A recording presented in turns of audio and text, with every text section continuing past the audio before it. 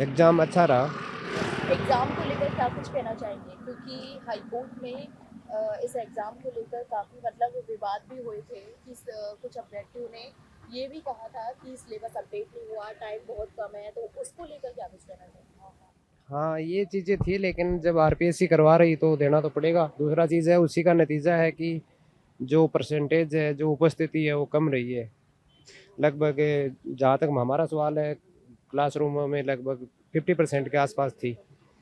तो कहीं न कहीं उसका तो है, असर है। इससे पहले आप कौन सी भर्ती परीक्षाओं की तैयारी कर रहे हैं? मैं आरएस मेंस लिख चुका हूँ 3 बार तो।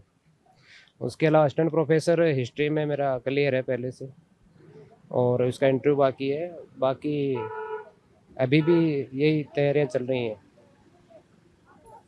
कहाँ से आए आप? मैं झुंझुनू। आरएस मेंस के बाद फिर भी असिस्टेंट प्रोफेसर भर्ती परीक्षा का क्या होगा? तो बेरोज़गारी है तो उस हिसाब से देखना तो पड़ेगा ना।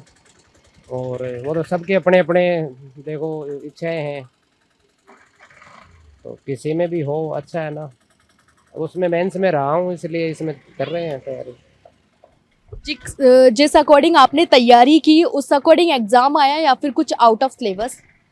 नहीं, आउट ऑफ सिलेबस तो नहीं है, समझ आधारित है और ठीक है, ठीक पेपर है, होना चाहिए इतना। बिल्कुल इसको आप हार्ड भी नहीं कह सकते, और बिल्कुल आप बिल्कुल कमज़ोर भी हैं, ऐसे पुअर भी नहीं है, वीक भी नहीं है। अच्छा पेपर है।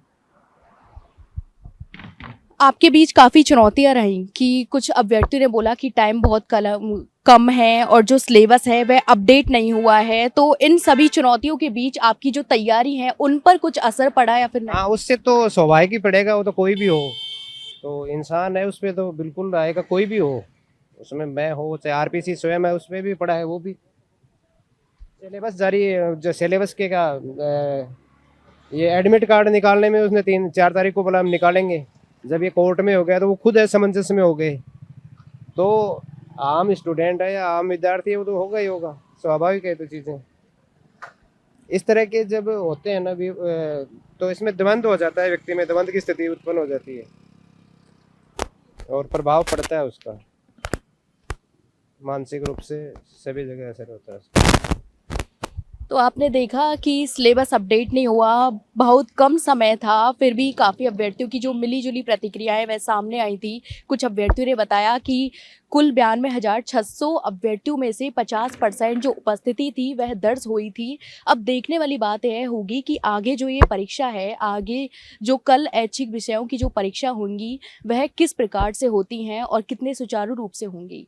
कैमरा पर्सन धन सिंह के साथ मैं दीक्षा शर्मा, एजुकेशन नगरी, जयपुर।